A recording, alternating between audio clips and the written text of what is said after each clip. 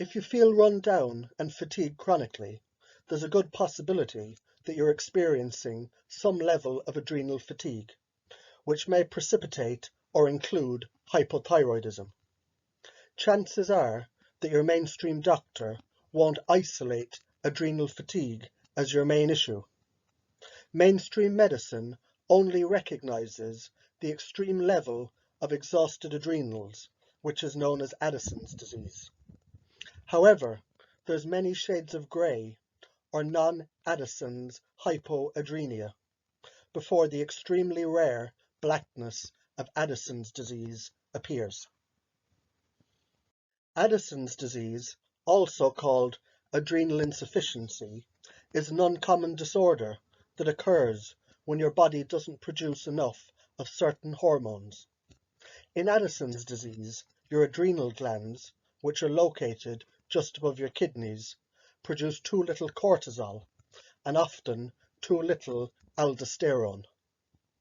Addison's disease can occur in all age groups and in both sexes, and it can be life-threatening. Treatment involves taking hormones to replace those that are missing. Addison's disease symptoms usually develop slowly over several months. Often, the disease progresses so slowly that the symptoms are ignored until a stress, such as an injury or an illness, occurs and makes the symptoms worse. Symptoms can include extreme fatigue, weight loss and decreased appetite, darkening of your skin, low blood pressure, even fainting, salt cravings, low blood sugar, nausea, diarrhea or vomiting, abdominal pain, muscular joint pains, irritability, depression or other behavioral symptoms, and body hair loss or sexual dysfunction in women. Addison's disease is caused by damage to your adrenal glands, resulting in not enough of the hormone cortisol, and often not enough aldosterone as well. Your adrenal glands are part of your endocrine system, and they produce hormones that give instructions to virtually every organ and tissue in your body. Your adrenal glands are comprised of two sections. The interior, medulla, produces adrenaline-like hormones. The outer layer, the cortex, produces a group of hormones called corticosteroids. Corticosteroids include the glucocorticoids. These hormones, which include cortisol, influence your body's ability to convert food into energy. They play a role in your immune system's inflammatory response, and they help your body respond to stress. The mineral corticoids. These hormones include aldosterone, and they maintain your body's balance of sodium and potassium to keep your blood pressure normal. And finally, the androgens. These male sex hormones are produced in small amounts by the adrenal gland in both men and women. They cause sexual development in men, and they influence muscle mass, sex drive, libido, and a sense of well-being in both men and women. When the cortex is damaged and doesn't produce enough adrenocortical hormones, the condition is called primary adrenal insufficiency. This is most commonly the result of the body attacking itself, known as autoimmune disease. For unknown reasons, your immune system views the adrenal cortex as foreign, something to attack and destroy. People with Addison's disease are more likely than others to have other autoimmune diseases as well. Secondary adrenal insufficiency. The pituitary gland makes a hormone called adrenocorticotropic hormone, or ACTH, and this in turn stimulates the adrenal cortex to produce its hormones. Benign pituitary tumors, inflammation, and prior pituitary surgery are common causes of not producing enough pituitary hormone. Too little of this ACTH can lead to too little of the glucocorticoids and the androgens, which are normally produced by the adrenal gland, even though your adrenal gland themselves aren't damaged, and this is called secondary adrenal insufficiency. Dehydroepiandrosterone, or DHEA, is an adrenal precursor of steroid biosynthesis and centrally acting neurosteroids. Glucocorticoids and mineralocorticoid deficiencies in Addison's disease require lifelong hormone replacement, but the associated failure of DHEA synthesis is not corrected by this.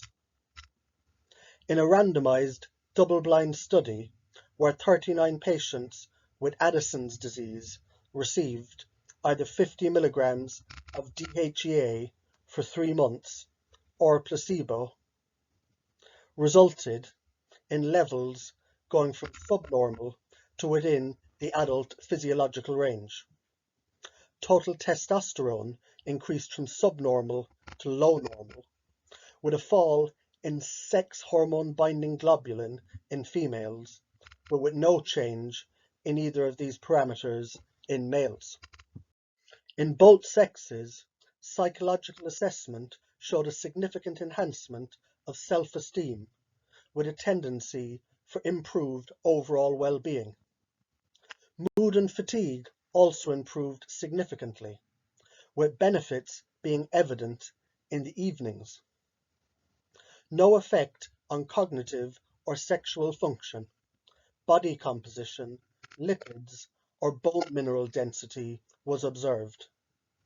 The results indicate that DHEA replacement corrects the steroid deficiency effectively and improves some aspects of psychological function.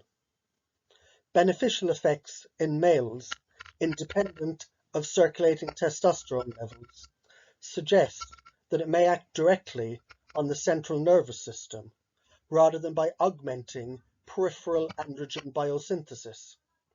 These positive effects, in the absence of significant adverse events, suggest a role for DHEA replacement therapy in the treatment of Addison's disease. In other trials, a combination of DHEA with growth hormone and metformin was shown to reverse biological aging. Common doses of the two precursor prohormones, DHEA and pregnenolone, are 50 to 100 milligrams per day of each. People with Addison's disease often have an underactive thyroid gland, known as hypothyroidism, where the thyroid gland doesn't produce enough hormones. By testing the level of certain hormones in your body, an endocrinologist can determine whether you have hypothyroidism. Be sure to check my other video on treating hypothyroidism naturally. Some supplements that are used are tyrosine, nascent iodine, selenium, removing mercury dental fillings, and taking bladderwrack seaweed. By checking your morning body temperature, this may give you a good estimate of your thyroid function that may be even more reliable than blood tests, which test for the T3, T4 conversion. Stressful stimuli, whether emotional or physical, can cause the hypothalamus to activate the adrenal medulla via sympathetic nerve impulses and the adrenal cortex via hormonal signals. The medulla mediates short-term responses to stress by secreting catecholamines. The cortex controls more prolonged responses by secreting its steroid hormones.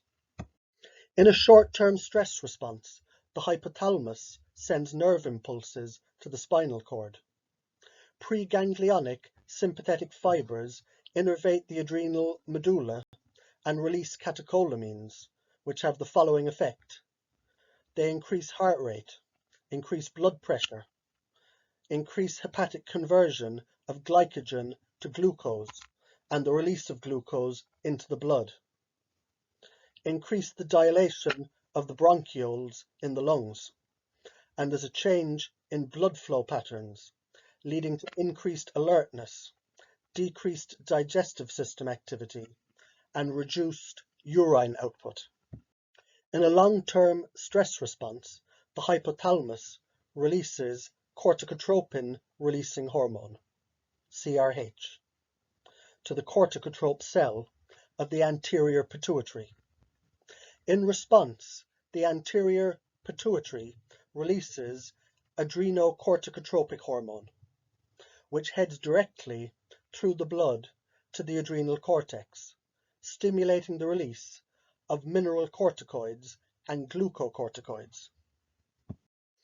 As Addison's disease is an inflammatory disease and an autoimmune disease, its treatment is very tricky. An underlying theme to autoimmune diseases is inflammation. So, treating inflammation along with appropriate medical care is imperative, just as traditional treatments are specific to the diagnosis of disease, so is the treatment of inflammation. Is there something specific that's causing and or exacerbating one's inflammation, such as a food sensitivity? These are typically IgG-mediated allergic reactions. Most commonly, this elicits a delayed hypersensitivity reaction, which can be associated with arthritis, autoimmune disease, eczema, migraines, gastrointestinal complaints, and many other chronic symptoms. After repeated exposure to an offending food, the IgG-specific antibody levels increase. Over time, these antibodies can result in excessive food antigen-antibody complexes that can tax the immune system every time one ingests that specific food. Other possible sources of inflammation include chronically elevated cortisol and insulin, heavy metal and other toxic burden, specific foods high in inflammatory prostaglandins, and unnecessary body fat. In a person with an immune system that's already under a great deal of stress, the strain of an external affliction will only further burden the body. So as well as trying to determine and remove sensitive triggering foods from your diet, you can also adopt an anti-inflammatory diet. You can also use enzymatically preserved colostrum and the amino acid L-glutamine to help to treat a leaky gut, as a leaky gut increases the amount of inflammatory toxins being absorbed in the body. There are numerous anti-inflammatory herbs and supplements which may also be beneficial. Some of these are curcumin from turmeric, boswellia, astaxanthin, cat's claw, and St. John's wort. You could check out my other video on arthritis for a list of anti-inflammatory herbs with their common doses. Sugar consumption in all forms, including glucose, fructose, and sucrose, will impair the ability of white cells to destroy biological agents. This effect begins within half an hour of consumption and lasts for 5 hours. After 2 hours, immune function is reduced by 50%. Other foods to minimize are caffeine, as this puts the adrenals into that sympathetic nervous system mode. Junk food and processed food, or foods that are low in nutrients and high in calories, should also be avoided. You should also minimize food with preservatives and colorings, trans fats, fast foods, artificial sweeteners, refined grains, and foods from the nightshade family. The alkaloids found in common nightshade vegetables are powerful, with potential adverse effects on various tissues, including the membranes of the cells of the body. They bioaccumulate, meaning that they remain unprocessed by the body and simply accumulate in the tissues. So you can eat lean proteins, including beans and legumes, fish, lean poultry, and eggs. Organic or cage-free versions are the smartest choice, as they reduce pesticide exposure and are more likely to contain more trace minerals. Adequate protein in the diet is an important part to maintain balanced blood sugar levels, which helps to keep appropriate cortisol levels in the bloodstream. Your body also uses protein for the immune system. Grains, legumes, nuts, and seeds are a fantastic way to also supplement your diet. And don't forget fruit and vegetables, as they're rich in phytonutrients. But don't have too much fruit, as it is high in sugar. Nutrition is imperative in everyone and should be monitored, specifically in patients diagnosed with adrenal fatigue or Addison's disease. B vitamins and vitamin C serve as fuel for the adrenal glands. Make sure that you get a good quality multi-B vitamin with B12 in the form of methylcobalamin. The best form of vitamin C is liposomal vitamin C. You can Google how to easily make a cheap liposomal vitamin C in an ultrasonic cleaner. The next best form would then be a non-acidic buffered vitamin C, with the worst kind being a cheap acidic ascorbic acid. If you consume flavonoids, this helps to synergistically work with vitamin C and improve its benefits.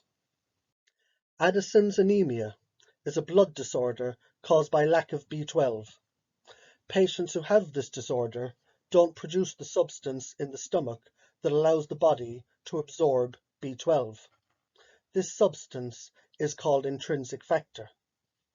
So you may want to also take a separate B12 5,000 micrograms of methylcobalamin as well as a multi-B vitamin. And you should realize that a B12 blood test may not detect a deficiency, as food is now fortified with folate, and this can give a false reading on the test. Fatty acids, specifically the supplement phosphatidylserine, is important to nurture the adrenals and quiet them down if they're overactive. Typical doses of phosphatidylserine for cortisol regulation are 600 to 800 milligrams per day.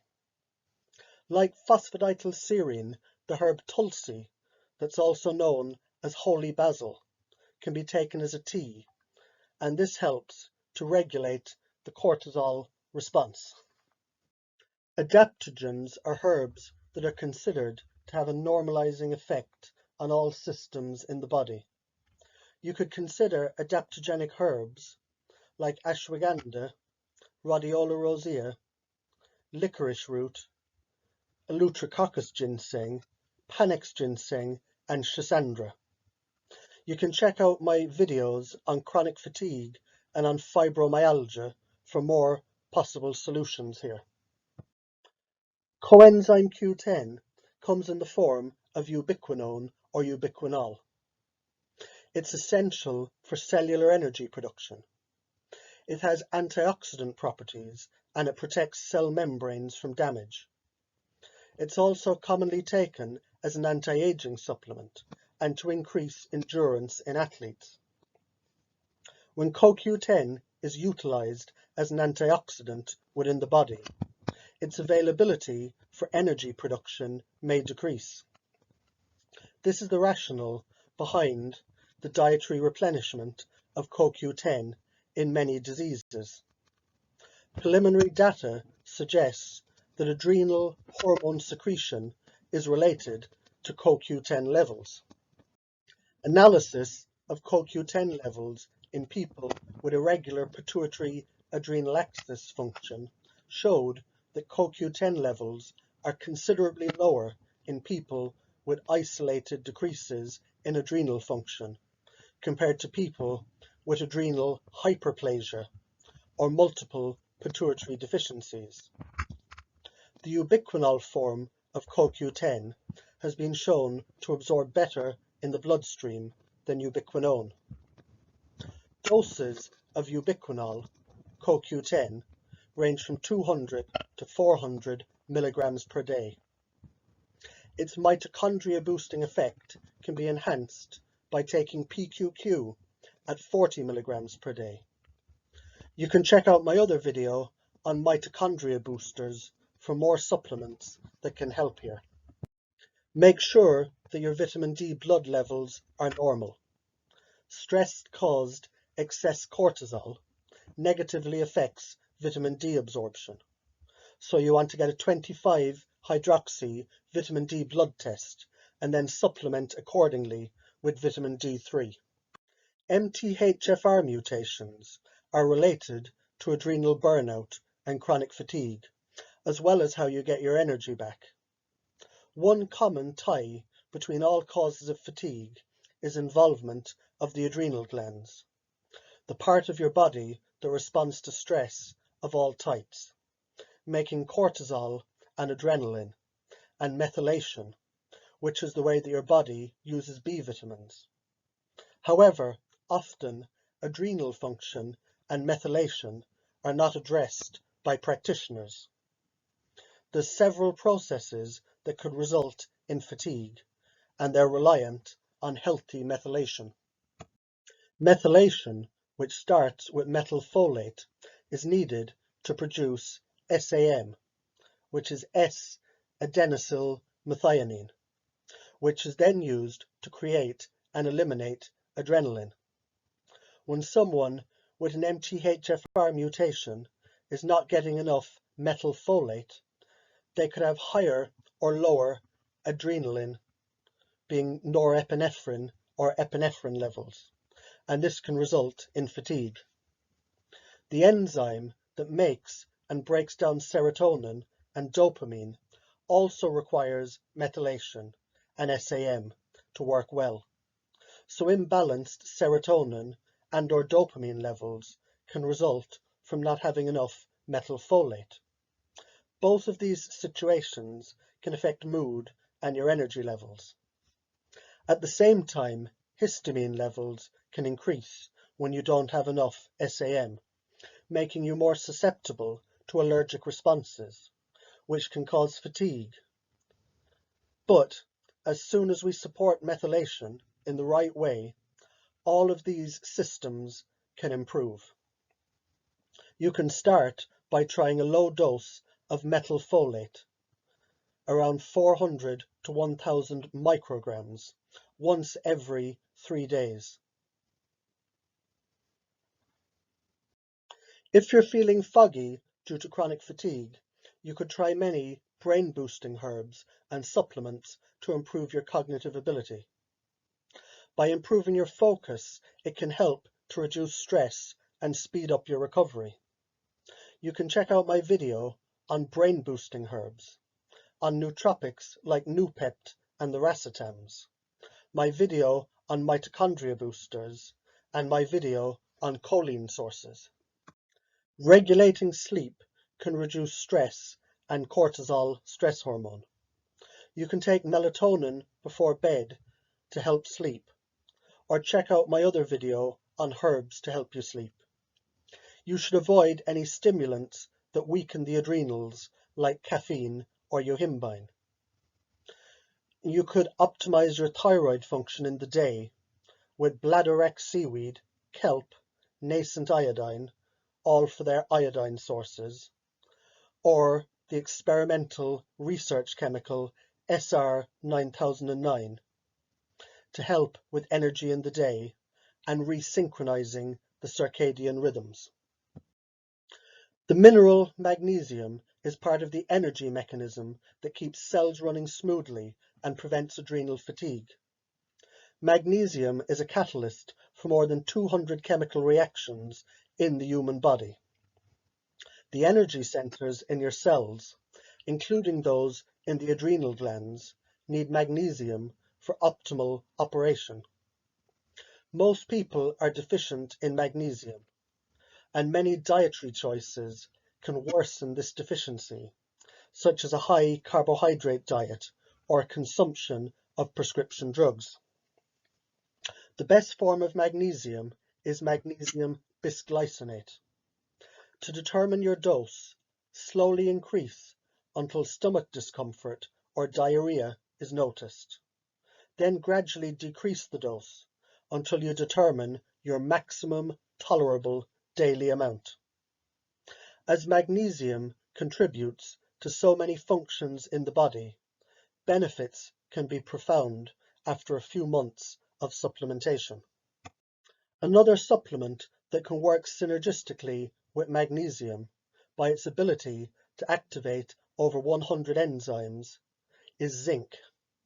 You want to ensure that you get 30 to 50 milligrams of zinc in a highly absorbable form, as many types of zinc have low bioavailability. Interestingly, when zinc is taken with quercetin or elderberry juice, which contains quercetin, more zinc is taken up by the cells and its benefits are enhanced. Prevention is better than cure, and less medication whenever possible is always advised. Try to improve your sleep. Try an antioxidant-rich, anti-inflammatory, alkaline diet.